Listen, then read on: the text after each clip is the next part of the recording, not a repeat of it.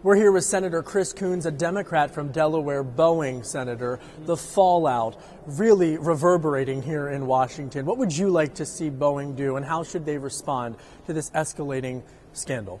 Well, I have confidence in the FAA and the independent professionals who investigate accidents, but I am concerned by news that broke last night that 5 different American pilots had self-reported concerns about the safety and operations. I'm hopeful that the FAA is going to quickly make a decision here to ground the planes and to speed up their investigation, but to make sure it is thorough and complete. And you would like to see those planes grounded until this whole situation is thoroughly investigated? I trust the FAA to make the right decision here. I think Boeing is a remarkable company that has led in innovation, but I have rising concerns, and I'm hearing from constituents with their concerns.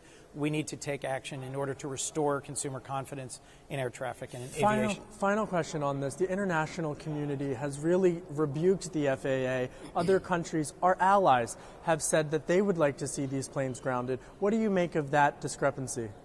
Well, there's a number of ways in which we've parted company with some of our closest and most trusted allies on economic policy, on foreign policy. I hope this is just a difference between regulatory agencies, but having just been at the Munich Security Conference and heard other ways in which our most trusted allies have parted company with our current administration, it concerns me that it may in some way have been influenced by those other currents. Switching gears, you have legislation that would really impact the agricultural sector as well as the business community in terms of the president's trade policies with China. A lot of business leaders, a lot of farmers looking to get relief from tariffs. Talk to me about what your bipartisan legislation would do.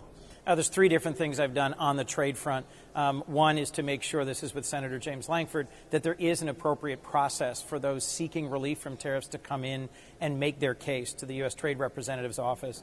Another is an action with Senator Isaacson of Georgia to say, if we're in this trade war with China, let's not stop without guaranteeing access to the Chinese market for American poultry. Both our states are big chicken exporters. And last, I'm working with a bipartisan group of colleagues to make sure that we understand the challenge, the threat that China poses to us, to our economic system, to our values, and to our way of life. I want to pick up on the last point, but sticking with in terms of poultry and agriculture, in terms of getting exemptions, and I hear this from the business community in particular, as they're trying to price out the president's trade policies, a lot of uncertainty right now. Huge amount. Will the president meet with President Xi? Will he not? What will that meeting be like? In terms of providing economic certainty, how would this exemption process help to provide economic certainty as they try to figure out if the tariffs are going to stick? Correct. In the absence of any exemption process, there are lots of companies, and I've heard from several in my home state of Delaware, that are facing not economic ruin, but significant economic pressure from what is a much longer, much tougher trade fight with China than I think was widely initially expected. It's having an impact on soybean farmers. It's having an impact on advanced manufacturers.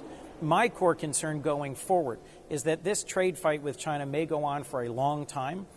And the budget that President Trump just delivered to Congress shows that he is cutting back investments in research and development.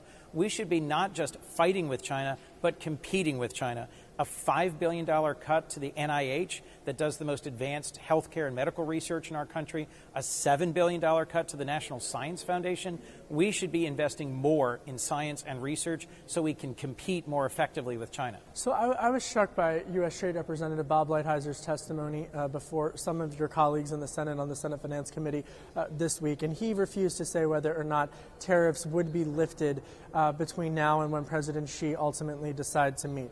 If you're a company, if you're trying to go through the pathway, or if you're in the poultry industry and you're trying to go through the pathway of getting an exemption, what steps can you take literally like today in order to try to get that exemption? Well, for this third round of tariffs, there's no exemption process in place. That's exactly what Senator Lankford and I were pressing Bob Lighthizer, the U.S. Trade Representative, to take up and to make clearer.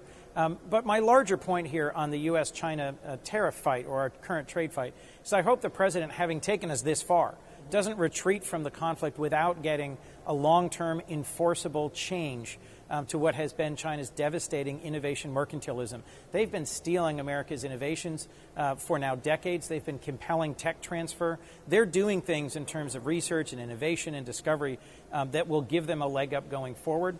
I want our chicken export markets reopened. I want our soybean farmers to have their export market reopened.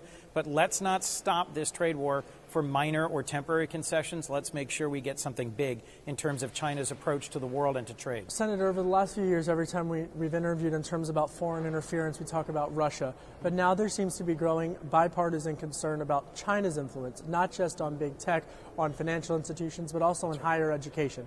What is the broader strategy here that you're hearing with your Republican colleagues in particular about having some type of strategy that outlasts even whomever is in the White House? We have a hearing again today on the Senate Foreign Relations Committee about this exact topic. We had one 2 weeks ago that was broad, that was engaging. If you were in the room, you really couldn't tell the difference between the Republicans and Democrats on the committee. We have not yet developed a broad spectrum strategy for engaging with China, but I'll tell you, my number one item will be for us to get our own house in order. The best way to compete with China is to make our own democracy work, to fix the problems with our Congress and to address the problems in our country. Top of that list is investing more in research and innovation and in strengthening our own patent system and our own system of innovation. All right, we talked about China, we talked about Boeing. I do want to ask you about your another prominent Delaware politician, former Vice President Joe Biden. He's really speculation mounting now that he's going to make this decision within a few weeks. I know you speak with him regularly. Where is he at this particular moment? I'm very optimistic Joe Biden's going to run for president. I'm all but certain he's going to. We met this past week. I know this is a big decision. Bluntly, our president is known for being personally aggressive, difficult, even demeaning to his opponents. The way he conducted himself in the 2016 campaign would give anyone with a family they love hesitation about diving into this fight. But Joe's a fighter.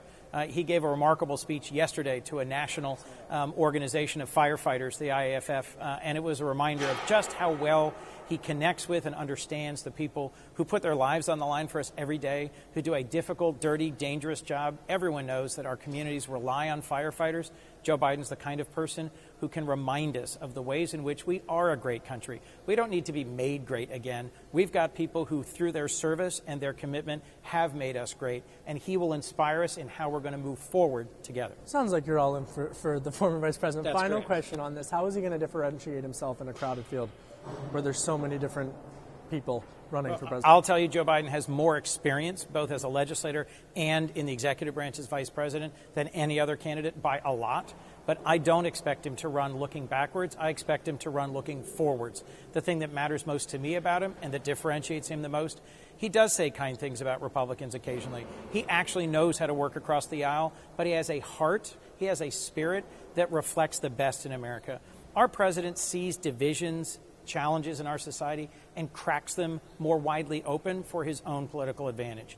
Joe Biden is someone who has gotten up having been knocked down hard by life and can remind us about the best in our country and how to move forward through and past our divisions. All right. Senator Chris Coons, always appreciate the time. Thank you very much. Policy, politics, and even some on U.S. China poultry, I guess. Poultry. Policy, politics, and poultry. Back to you in New York.